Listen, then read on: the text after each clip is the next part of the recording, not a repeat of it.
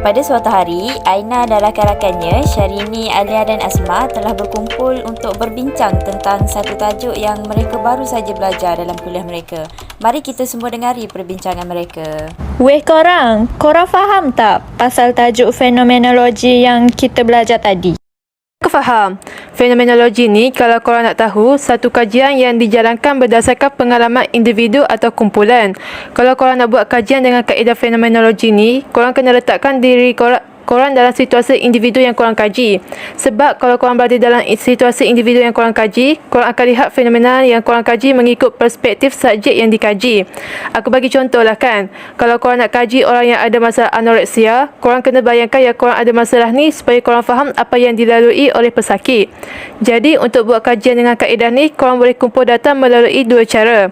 Yang pertama, korang boleh buat temu bual. Nak temu bual ni, korang kena cari orang yang alami fenomena yang sama. Cara kedua pula, korang boleh buat melalui pemerhatian. Cara ni perlukan korang untuk memperhatikan individu yang alami sesuatu fenomena dengan mendalam. Jadi, korang perlu bersabarlah kalau nak guna cara ni, sebab guna kaedah ni memang ambil masa yang lama. Oh, tadi aku ada dengar doktor ada cakap pasal elemen. Korang faham tak elemen ni? Yang aku tahu, dalam fenomenologi ni ada 6 elemen. Yang pertama, meneliti fenomena. Kedua, meneliti intipati dan pola hubungan antara intipati fenomena.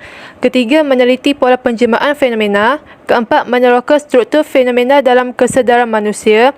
Kelima, bracketing. Dan yang terakhir, mentafsir mana tersirat sesuatu fenomena. Tapi ada 3 je elemen yang paling sesuai untuk kita guna bila kita nak buat kajian fenomenologi ni. Kita boleh guna bracketing, meneliti fenomena dan meneliti intipati fenomena. Yang aku paling faham pasal bracketing je sebab masa tu je aku fokus. Jadi apa yang kau faham pasal marketing ni? Yang aku faham, fenomenologi ni adalah kaedah yang digunakan dalam kajian fenomenologi yang mana pengkaji yang guna kaedah ni perlu simpan dulu andaian mereka supaya data yang diorang dapat itu tak terpengaruh dengan andaian mereka.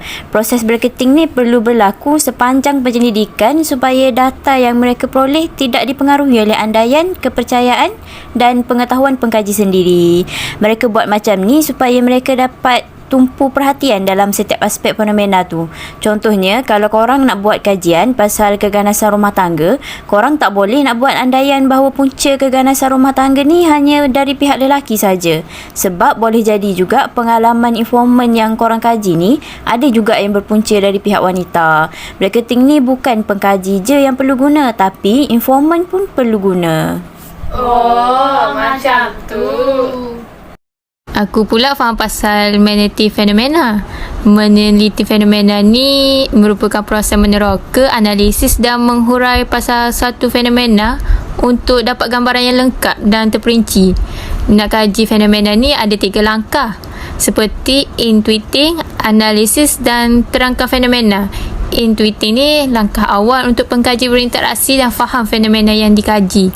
Pengkaji juga perlu lihat, dengar dan peka dalam setiap aspek. Kalau dari segi analisis pula, kita perlu kenal pasti intipati hasil daripada temu bual dengan informan. Lepas tu, kita bolehlah faham tentang fenomena yang dikaji ni dengan lebih mendalam semasa kita jalankan kajian. Habis tu, elemen yang ketiga macam mana pula? Yang ni aku tahu. Elemen ketiga ni adalah meneliti intipati fenomena. Elemen ni pasal kajian reflektif yang melihat intipati kesedaran dalam pengalaman hidup. Untuk faham struktur penting ini, satu proses mengkaji intipati dan pola hubungan antara intipati dengan fenomena perlu dijalankan. Proses meneliti intipati ni terdiri daripada proses intuisi dengan analisis. Proses intuisi ni dia merupakan satu proses berfikir secara cepat. Intuisi ni digunakan untuk memutuskan perlu atau tidak penggunaan data dalam kajian yang dijalankan. Sebab itu, proses berfikir analisis pula memerlukan data. Proses analisis biasanya menggunakan data daripada kajian lepas yang dijalankan oleh pengkaji-pengkaji lain. Melalui 2 cara berfikir inilah kajian fenomenologi ini dijalankan. Oh, jadi kita boleh simpulkan bahawa fenomenologi ini merupakan kaedah kajian yang digunakan untuk mengkaji suatu fenomena yang dilalui oleh manusia. Kebaikan fenomenologi ini adalah satu kaedah yang berkesan bagi memastikan data tidak dimanipulasi oleh mana-mana pihak. Selain itu, fenomenologi dapat membantu pengkaji dan pembaca yang lain untuk tidak membuat andaian tentang individu yang pernah mengalami fenomena buruk dalam hidupnya. Jadi, aku nak gariskan 5 langkah yang perlu korang buat untuk jalankan kajian fenomenologi ini. Yang pertama, korang kena mensasarkan informan yang boleh menceritakan dan berkongsi pengalaman mereka tentang suatu fenomena yang dilalui. Kedua, korang perlu ubah pengalaman hidup tadi menjadi pengalaman yang dipersetujui. Ketiga, korang perlu menjalankan pengekodan data. Seterusnya, korang perlu memasukkan data yang korang dapat dalam bentuk bertulis dan korang perlu buat pengesahan data. Akhir sekali, korang kena gabungkan semua maklumat dan data untuk didokumentkan. Jadi, sekarang korang faham tak pasal fenomenologi ni? Tamatlah perbincangan mereka. Sekian terima kasih.